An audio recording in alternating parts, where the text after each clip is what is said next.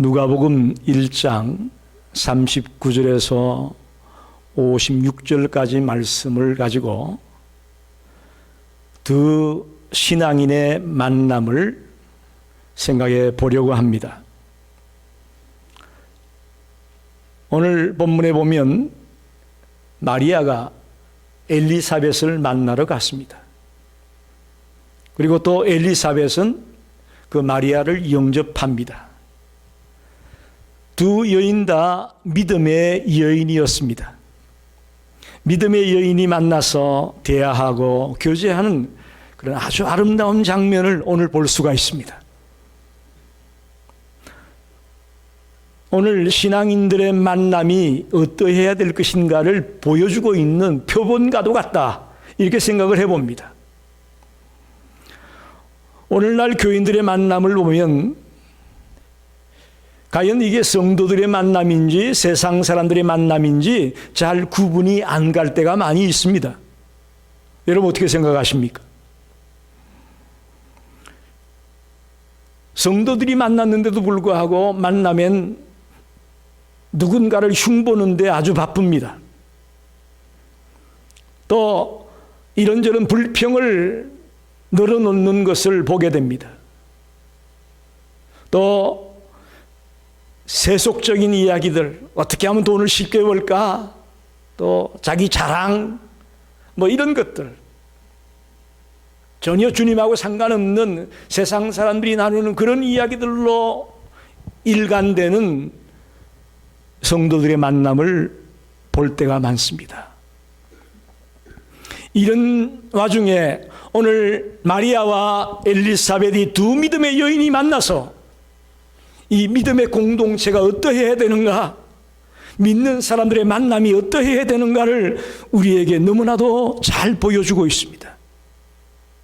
그래서 오늘 이 말씀을 가지고 믿음의 공동체, 즉 두 신앙인의 만남 속에서 벌어지는 일들을 통해 우리 교회도, 우리 성도들도 이런 공동체를 이루어야 되겠다.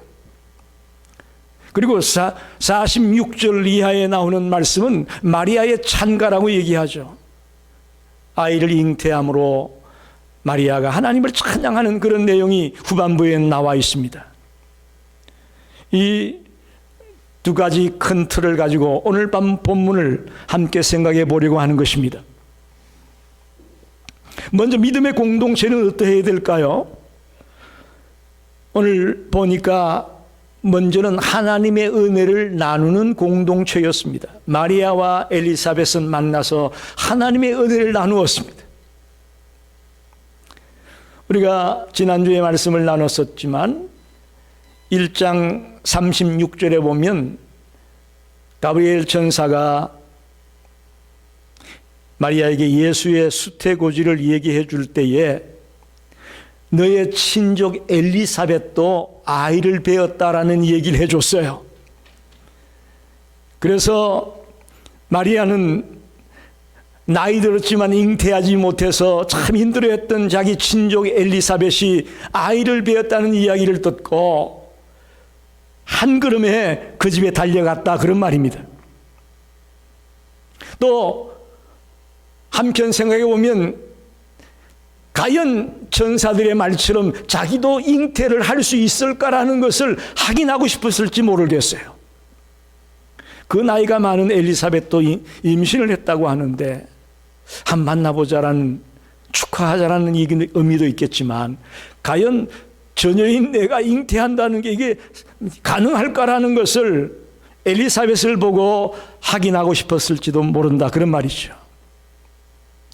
여러분, 우리가 주님께 은혜 받은 일이 있으면 우리 옆에 있는 이웃들과 많이 나누시기 바랍니다. 할렐루야. 내가 은혜 받은 거, 내가 기도하는 중에, 내가 말씀을 읽는 중에, 내가 생활하는 중에 은혜 받은 일이 있으면 자꾸 나누셔야 됩니다. 그게 성도들의 만남이에요. 또 누군가가 은혜를 받았다고 하면 신속히 찾아가서 그 은혜 받은 것을 축하해 주고 기뻐해 줄 수 있기를 바랍니다. 마리아가, 엘리사벳이 지금 그런 만남을 가지고 있다는 것입니다. 특히 유다의 한 산골에 있는 도시로 찾아갔다는 것인데, 마리아는 어디 있었어요? 나사렛에 있었어요. 나사렛에서 유다의 한 산골 동네까지 성서학자들은 약 80마일 정도의 거리라는 거예요. 80마일? 키로로 말하면 약 120km입니다. 이걸 이 여인이 걸어서 간다. 3일 길이에요. 3일 길을 열심히 걸어서 그 힘들고 어려운 여정을 통해서 엘리사벳을 만나기에 갔다는 것입니다. 여러분, 하나님의 은혜를 나누고 싶은 그 열정이 우리는 이 말씀 속에서 발견될 수가 있습니다. 저와 여러분이 하나님의 은혜를 나누는 일에게 이렇게 열정적인 사람이 되시기 바랍니다. 아유, 추워서 안 가, 멀어서 안 가, 뭐 이런저런 우리 핑계가 많잖아요. 정말 은혜를 나누고 싶은 일들이 많은데도 불구하고 이런저런 핑계 대면서 안 가려고 해요, 우리는. 그러나 오늘 마리아는 그 먼 길을, 3일 길을 걸어서 엘리사벳의 임신을 축하해주고 함께 교제를 나누고 싶어하는 이 아름다운 장면을 바라보면서 우리 성도들이 이런 하나님의 은혜를 나누는 공동체가 되기를 간절히 소원합니다. 두 번째는 성령 안에서 교제를 나누는 공동체였다고 볼 수 있습니다. 두 신앙인의 만남은 성령 안에서 교제를 나누는 시간이었다. 마리아가 엘리사벳을 찾아가서 문안을 하자 어떻게 됐습니까? 41절에 보니까 엘리사벳이 마리아가 문안함을 들음에 아이가 복중에서 뛰노는지라 엘리사벳이 성령의 충만함을 받았다. 그렇게 돼 있어요. 즉 마리아가 문안하니까 엘리사벳과 엘리사벳의 뱃속에 있던 그 아이까지 성령의 충만함을 받았다, 그런 말이에요. 그로 인해서 그 교제가 하나님 보시기에 올바른 교제가 되어지고 영적으로 성숙한 그런 교제의 모습을 보여주고 있습니다. 우리는 어떤 사람을 사귈 때에 그의 계급이나 신분이나 혈연이나 그의 취미나 이런 것들을 자꾸 따져서 교제하려고 할 때가 많이 있습니다. 성도의 교제는 그런 교제가 아니라는 것을 기억하십시오. 그런 계급, 혈연, 학연, 지연, 자기 취미 등등을 따져가지고 만나는 그 교제는 오래가지 못합니다. 문제를 일으킵니다. 특히 제가 한국에 있으면서 경험했던 것은 옆에 있는 교회들 문제가 생겼는데, 왜 문제가 생겼느냐? 교인들끼리 갯놀이 하다가, 개가 뭔지 아시죠? 우리 어르신들 다 과거의 경험도 있으실 거예요. 교회에서 교인들이 갯놀이를 하다가 문제가 생긴 거예요. 뻥 터졌어. 그래가지고 교회가 그냥 완전히 박살이 나는 그런 교회를 봤습니다. 여러분, 우리의 만남이, 우리의 교제가 성령 안에서 이루어지는 교제가 되길 바랍니다. 그럴 때 문제가 없습니다. 그럴 때 은혜가 넘칩니다. 주님의 말씀 안에서, 성령 안에서 이루어지는 그런 아름다운 교제가 넘치기를 간절히 소원합니다. 세 번째는 오늘 42절에 보니까 엘리사벳이 마리아에게 이야기합니다. 여자 중에 내가 복이 있으며 내 태중의 아이도 복이 있도다. 마리아는 지금 엘리사벳이 임신했다고 얘기를 들어가지고 찾아갔는데, 이번에는 마리아는 이 얘기도 안 했는데 엘리사벳이 마리아를 축복합니다. 당신도 복이 있고 당신의 뱃속에 있는 아이도 복이 있다는 얘기를 합니다. 어떻게 엘리사벳이 알았을까요? 성령의 역사를 통해서 알게 되었다고 우리는 말할 수 있습니다. 성령으로 말미암아 마리아가 그리스도를 잉태하게 된 것을 알았다는 것이죠. 여러분, 그런데 보십시오. 엘리사벳이 뵌 아이는 그리스도의 종이에요. 그죠? 세례 요한이에요. 그런데 마리아가 잉태한 아이는 어떤 분이죠? 그리스도예요. 모든 여인들이 그런 건 아니지만 여인들은 조금 질투가 있잖아요.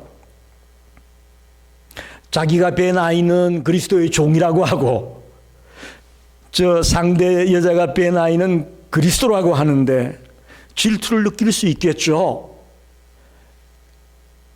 보통 사람 같으면 질투 느낄 수 있는 상황이에요.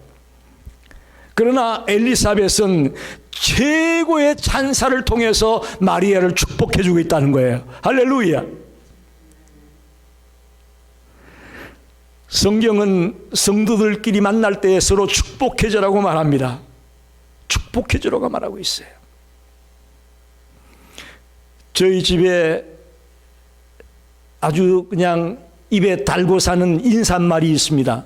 그게 우리 손자 손녀들이 한 말이에요. 예지 예찬이가 우리 집에서 이제 자기 집으로 갈 때마다 꼭 하는 말이 있어요. 할머니 사랑하고 축복해요. 그 얘기를 하더라고요. 어느 날부터. 그러면서 우리 집안의 공통 인사말이 뭐냐? 사랑하고 축복한다. 그게 공통 용어가 됐어요.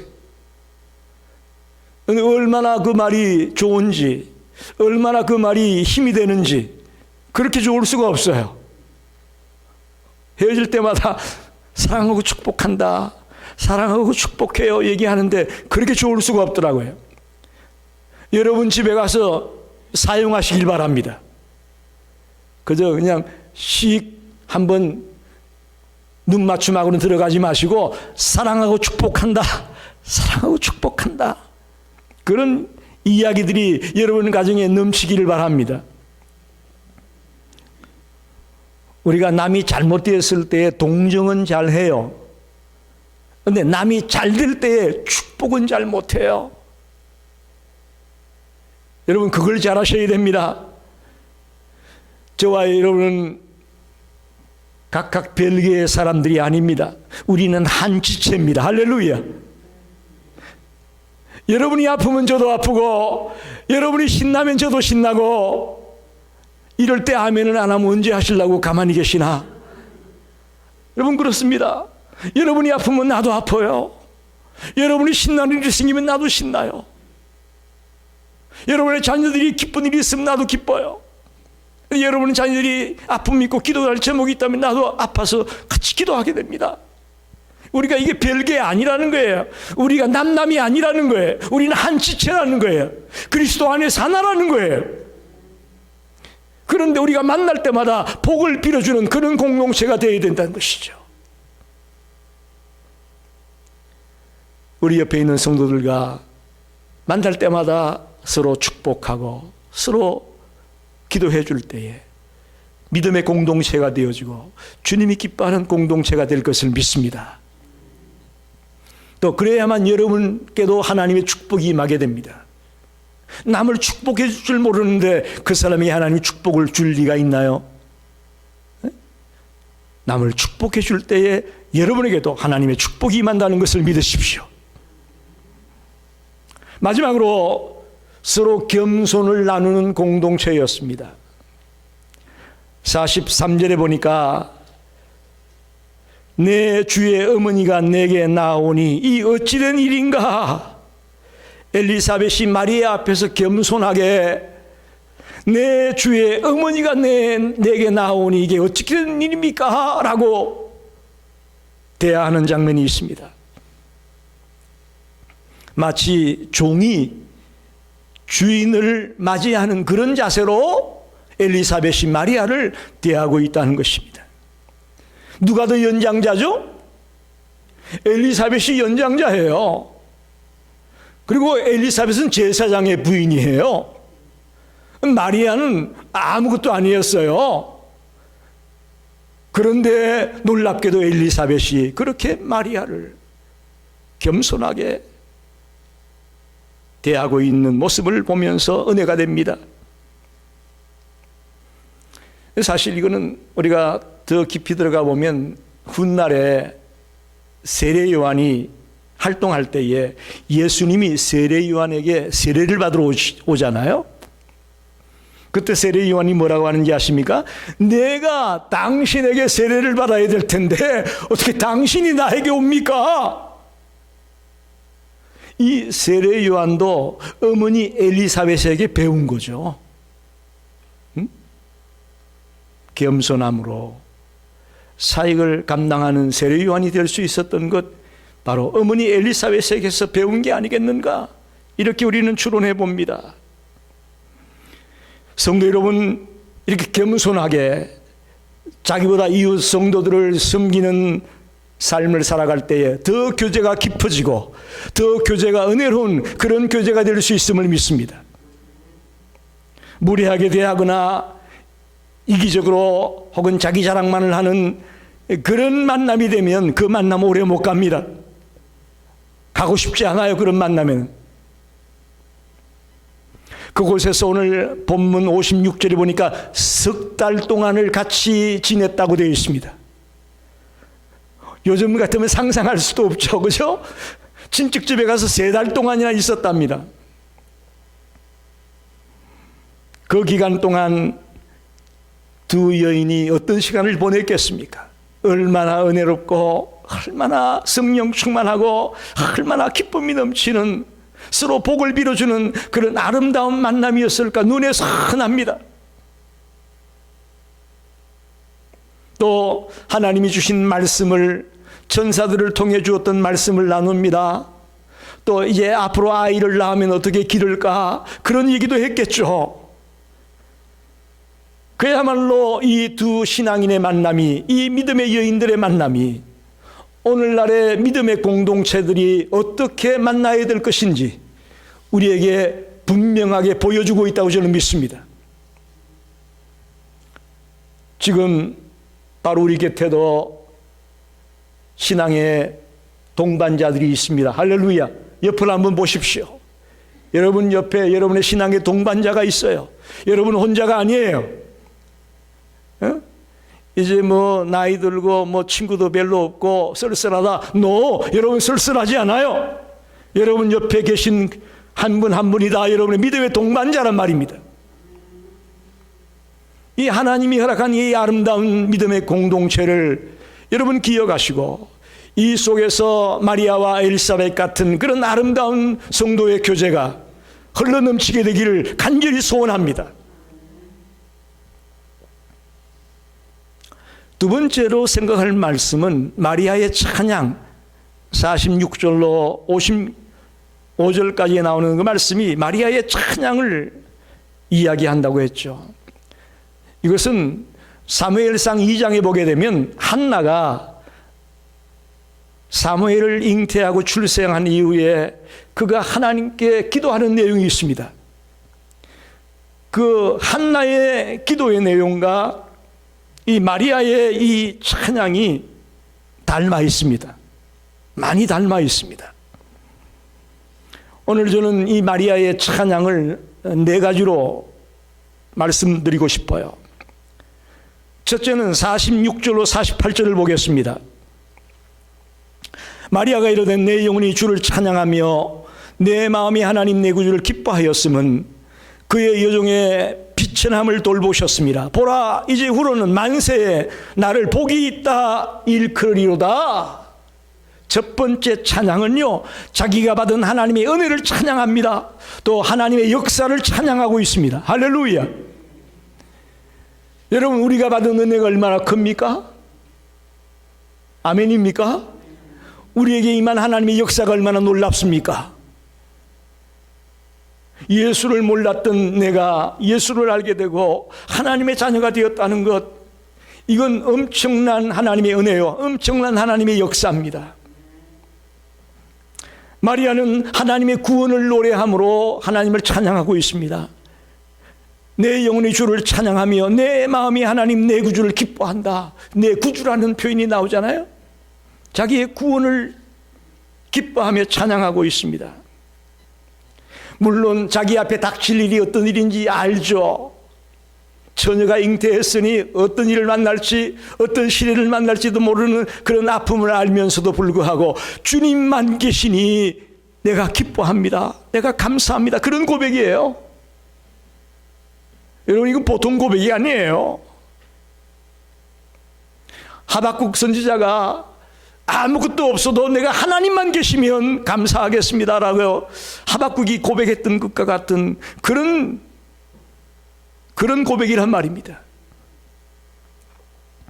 또한 마리아는 자신을 비천하다고 말하고 있습니다.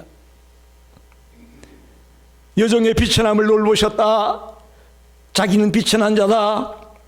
이건 그녀의 낮은 사회적인 지위를 표현하고 있다고 설명할 수가 있습니다. 그저 단지 자기를 낮추고 싶어서 나 비천한 자야, 이게 아니고요. 실제로 마리아의 지위가, 사회적인 지위가 비천했다라는 것을 표현하는 것이다, 그렇게 볼 수 있습니다. 하지만 그녀는 복 있는 여인으로 만세에 알려질 것이다라고 말합니다. 왜요? 성령으로 메시아인 그리스도를 잉태했다는 것, 얼마나 놀라운 일입니까? 그래서 가장 복 있는 여인으로 세상에 알려질 것이다. 그렇게 본다면 이 땅에 마리아처럼 복 있는 여인은 없습니다. 할렐루야. 마리아처럼 복 있는 여인은 없습니다. 그런데 여기서 우리가 하나 꼭 주의해야 될 점이 있습니다. 마리아를 신처럼 숭배해서는 안 됩니다. 무슨 얘기냐? 로마 가톨릭에서는 마리아를 하나님의 어머니라고 말합니다. 하나님의 어머니, 신격화하는 거죠. 그리고 예수 그리스도를 잉태한 순간부터 무죄한 존재로 마리아를 취급합니다. 그렇게 주장합니다. 심지어는 마리아가 성천했다고 얘기합니다. 마리아 성천설을 얘기합니다. 그래서 지금 로마 가톨릭 성도들은 예수님의 이름으로도 기도하지만 마리아의 이름으로 기도합니다. 마리아를 코-중보자, 우리는 중보자가 예수 그리스도밖에 없다고 믿는데 가톨릭에서는 코-중보자로 마리아를 이야기합니다. 이런 이야기는 성경에 없습니다. 비성경적인 이야기입니다. 오늘 본문에도 마리아도 자기 자신을 내 구주라고 표현하잖아요. 내 구주라는 것은 마리아 자신도 구주가 필요한 사람이에요. 자기도 죄인이라는 거죠. 또 자신을 하나님의 비참한 계집종이라고 그는 말하고 있습니다.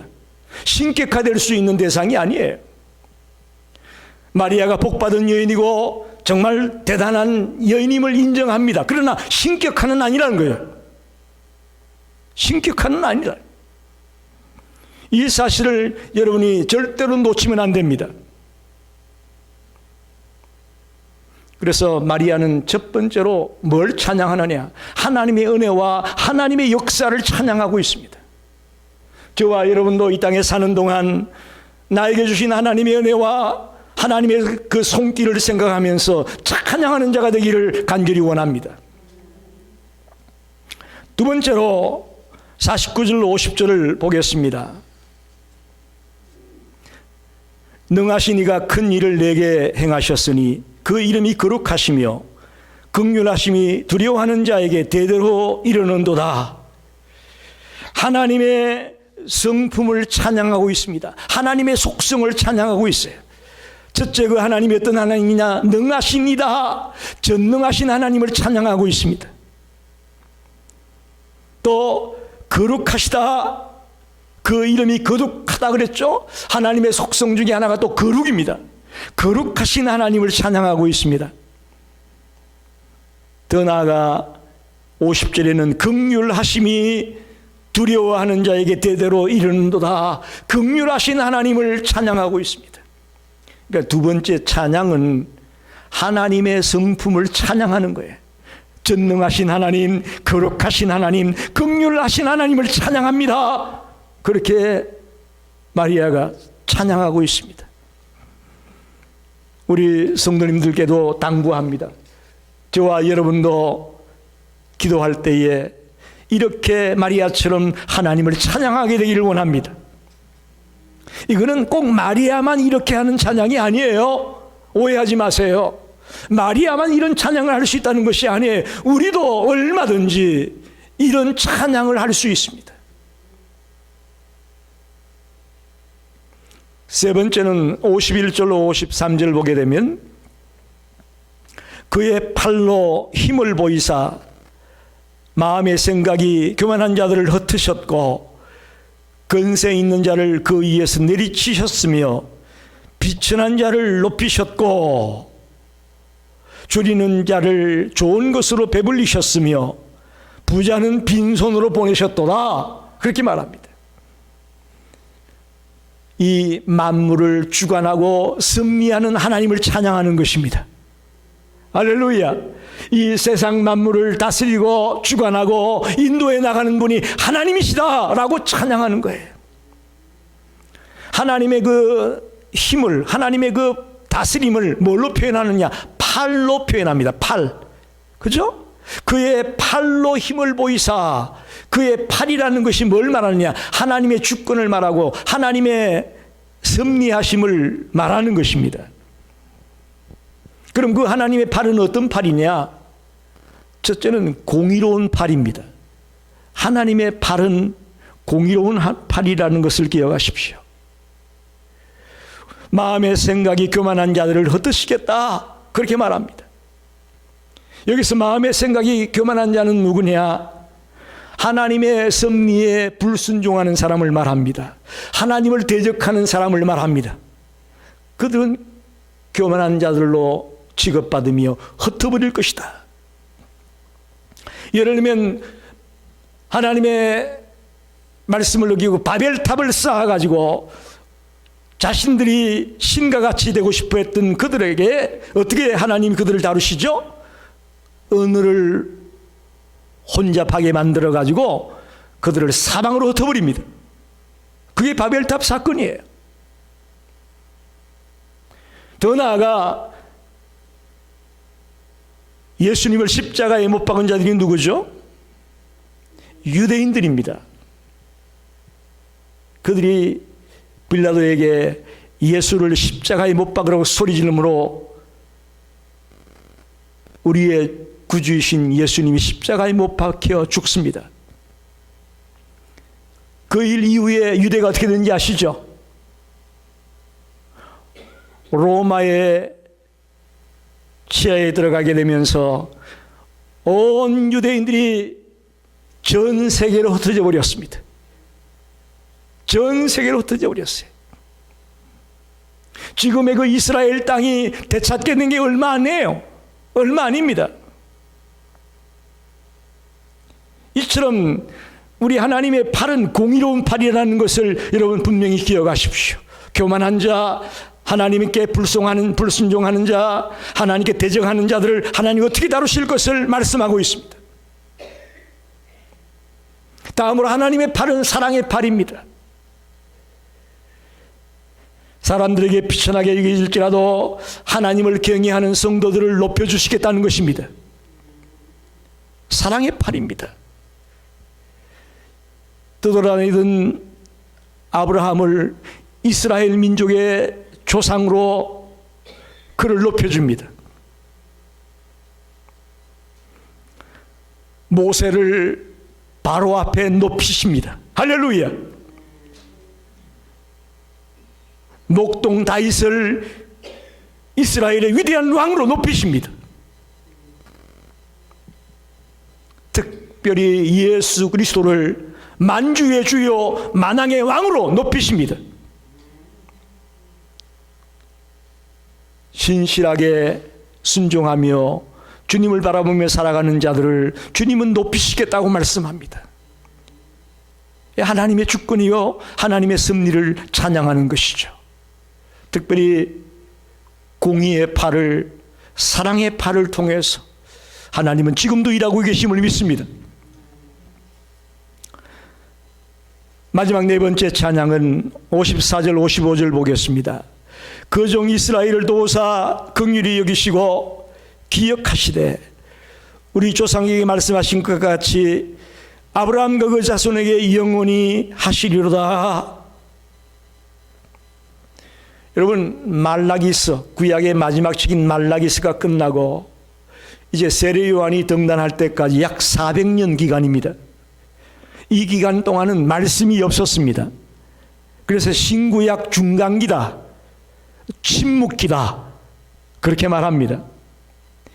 이 기간 동안 말씀이 없으면서 이스라엘 백성들은 하나님이 우리를 잊어버렸구나라고 생각했습니다.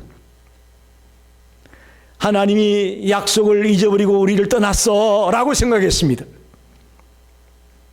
그런데 이제 때가 되면 그리스도를 구주로 보내주시겠다고 약속하십니다. 그것이 엘리사벳을 통한 세례 요한의 잉태요, 마리아를 통한 예수의 잉태입니다. 할렐루야. 이거 무슨 얘기입니까? 하나님은 신실하신 하나님입니다. 한번 약속하신 건 끝까지 지키시는 하나님입니다. 우리가 이런 하나님을 믿는 것입니다. 신실하신 하나님.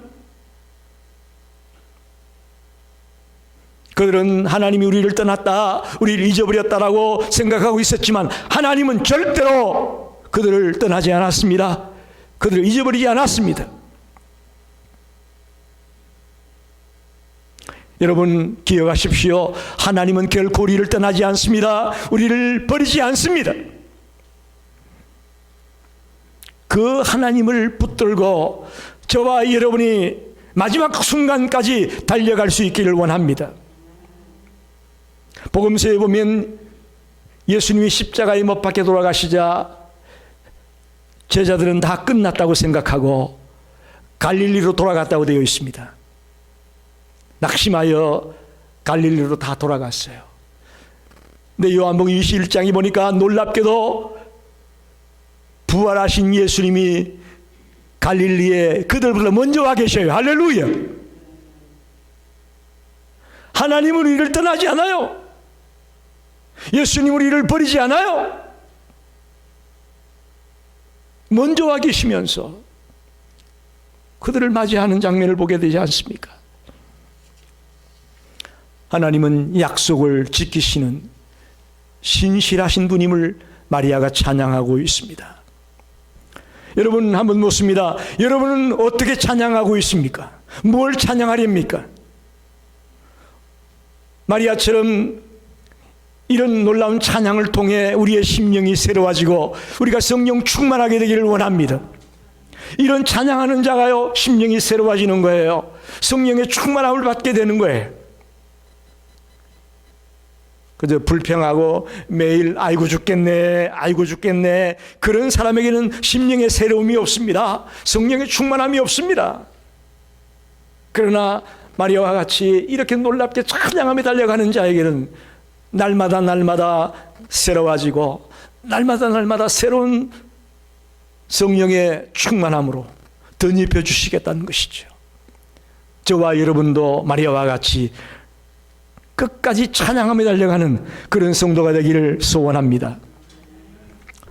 말씀을 정리합니다. 주님의 사람은 주님의 사람을 알아봅니다. 하나님의 자녀는 하나님의 자녀를 이해합니다. 또 축복합니다. 같은 길을 가고 있는 우리 성도들끼리 서로 축복해주고 위로해주고 기도해주고 사랑해주는 그런 믿음의 공동체가 되기를 원합니다. 왜 같은 길을 가는 우리들끼리 으르렁거리고 만나면 서먹서먹한 관계를 이루어야 될까요? 그것은 아니죠. 믿음의 공동체를 주신 이유가 뭔지 아십니까?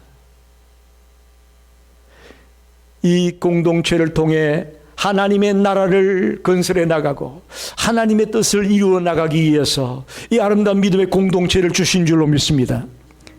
우리가 백기장도 맞들면 낫다고 얘기하는데 혼자서 주의 일을 감당하는 것보다는 우리 모든 성도들이 함께 힘을 모두 감당할 때에 더 놀라운 역사를 일으킬 수가 있음을 믿습니다. 마리아와 엘리사벳, 이 두 신앙의 여인들이 만나서 나누는 이 아름다운 교제를 오늘 우리 잊지 맙시다.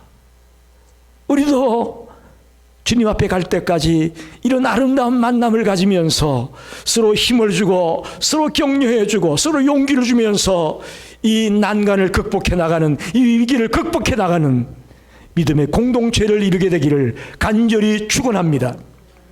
기도하겠습니다.